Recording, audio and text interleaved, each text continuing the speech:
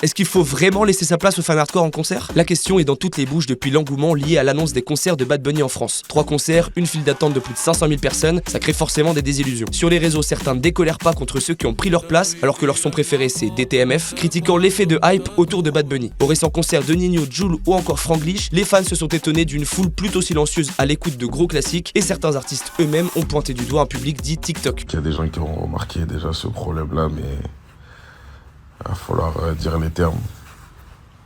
Le public TikTok.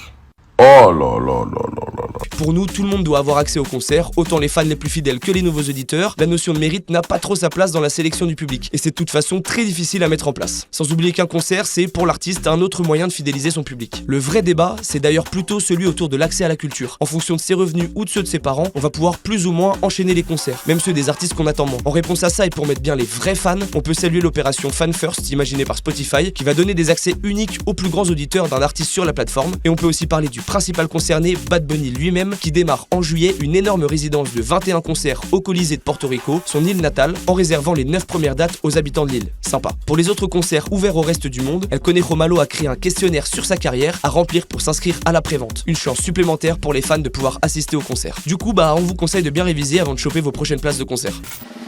Con Mini